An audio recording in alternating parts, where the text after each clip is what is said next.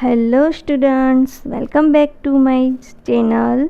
Today we are going to learn topic 9.2 the first law of motion. Last video में हमने देखा था what is first law of motion.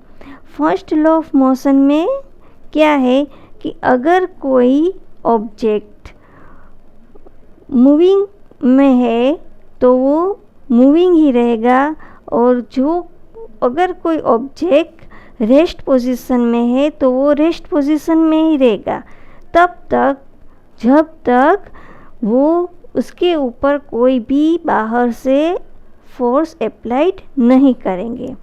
तो ये समझने के लिए हम एक आज एक्टिविटी करेंगे. ये एक्टिविटी में क्या करना है, सबसे पहले एक ग्लास लेना है. ये ग्लास के ऊपर हम एक कार्ड रखेंगे. अब ये कार्ड के ऊपर हम 5 रुपीज़ का कॉइन रखेंगे. अब हमें क्या करना है, ये जो कार्ड है उसको हम स्ट्राइक करेंगे. स्ट्राइक करने से क्या होगा, ये रेस्ट पोजीशन में से मूविंग पोजीशन में आ जाएगा. और ये इसके ऊपर जो 5 रुपीज़ का कॉइन है वो उसके साथ मूविंग नहीं होगा, लेकिन वो उसकी पोजीशन रेस्ट ही होगी. और ये जो कार्ड है उसको हम मूविंग पोजीशन में लाएंगे तो ये कार्ड बाहर निकल जाएगा और 5 रुपीज़ का कॉइन क्लास में गिर जाएगा. चलो हम देखते हैं. देखा ना, ये जो कार्ड है उसको हमने स्ट्राइक किया तो वो रेस्ट पोजीशन में से मूविंग पोजीशन में आ गया, और ये जो 5 रुपीज़ का कॉइन है वो रेस्ट ही पोजीशन में था तो उसके ऊपर हमने कोई भी फोर्स नहीं लगाया, इसलिए वो रेस्ट पोजीशन में ही रहा, इसलिए वो ग्लास में गिर गया. तो ये एक्टिविटी से हम फर्स्ट लॉ ऑफ मोशन अच्छी तरह से समझ सकते हैं.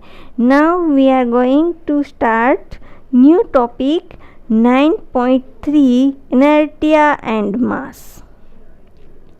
All the examples and activities given so far illustrate that there is a resistance offered by an object to change its state of motion. ये जो हमने जो भी एग्जाम्पल्स और एक्टिविटीज़ देखी है इससे हमें क्या पता चलता है कि there is a resistance offered by an object to change its state of motion. अगर हम कोई ऑब्जेक्ट का स्टेट ऑफ मोशन चेंज करते हैं तो क्या होता है कि वो रेजिस्टेंस, इसमें कुछ अवरोध वो ऑफर्ड करते हैं. ये ऑब्जेक्ट हैं वो ही उसका विरोध करते हैं.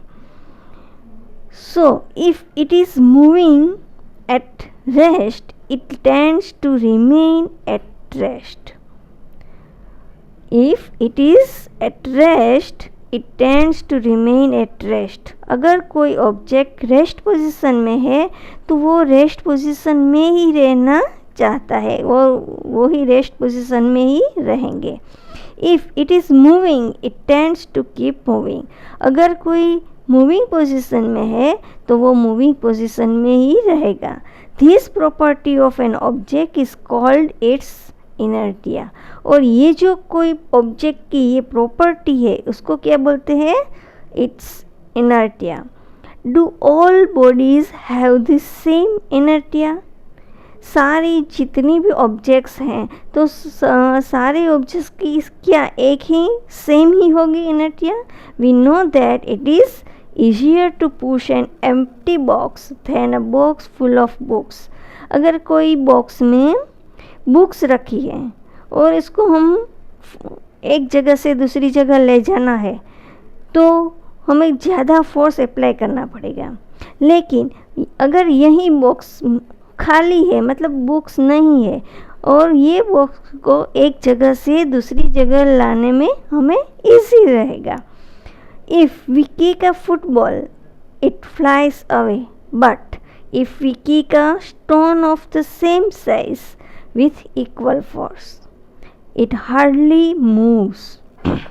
अगर हमें फुटबॉल को किक करना है तो वो फ्लाइज अवे दूर दूर तक चला जाएगा, but if we kick a stone of the same size, लेकिन बॉल की साइज का अगर हम स्टोन यहाँ रखें और इसको किक करें तो क्या होगा? It's hardly moves. We may in fact get an injury in our foot while doing so. और ये भी हो सकता है कि शायद हमारे पैर में इंजरी भी हो सकती है. Similarly, in activity 9.2, instead of a 5 rupee coin, if we use a 1 rupee coin, we find that a lesser force is required to perform the activity.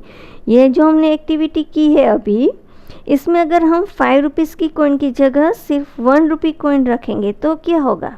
We find that a lesser force is required to perform the activity. हमें force कम लगाना पड़ेगा क्योंकि 5 rupees coin में heavier होता है 1 rupees coin की साथ. So a force that is just enough to cause a small cart to pick up a large velocity will produce a negligible change in the motion of a train. A force that is just enough, इतना ही force to cause a small cart to pick up. अगर छोटा सा cart है उसको हमें pickup करने के लिए जितना फोर्स लगाते हैं इतना ही फोर्स अगर हम ट्रेन को लगाए तो क्या होगा? This is because in comparison to the cart the train has a much lesser tendency to change its state of motion. So accordingly, we say that the train has more inertia than the cart. Train को अगर cart जितना ही force हम लगाएंगे तो train वहाँ से खिसकेगी नहीं. क्यों? क्योंकि ट्रेन में ज़्यादा इनर्टिया है कार्ट से. कार्ट को अगर थोड़ा सा ही हम फोर्स लगाए तो वो आगे तक चली जाती है. क्लियरली हेवियर और more massive objects offer larger inertia. इसका मतलब क्या हुआ कि अगर कोई ऑब्जेक्ट हैवियर है या तो इसका मास ज़्यादा है तो वो ऑब्जेक्ट्स ऑफर लार्जर इनर्टिया. तो वो ऑब्जेक्ट्स हैं इसके पास ज़्यादा इनर्टिया है. Quantitatively, the inertia of an object is measured by its mass. तो जो inertia है वो of an object, कोई भी object का inertia is measured by its mass. तो इसको mass से ही हम उसको measure कर सकते हैं. We may thus relate inertia and mass as follows. Inertia is the natural tendency of an object to resist a change in its state of motion or of rest. The mass of an object is a measure of its inertia. Inertia क्या है? Is the natural tendency. वो natural है of an object. कोई भी object की वो natural tendency है to resist a change in its state of motion. उसका जो state of motion है उसको रेजिस्ट करने की इसके अंदर जो टेंडेंसी है इसको क्या कहते हैं? इनर्टिया. और ऑफ रेस्ट, अगर रेस्ट पोजीशन में है तो वो रेस्ट में ही रहना चाहेंगे और मोशन में है तो वो मोशन में ही रहेगा. The mass of an object is a measure of its inertia.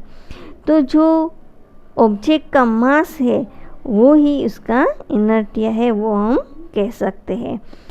Next video में हम देखेंगे topic 9.4 second law of motion.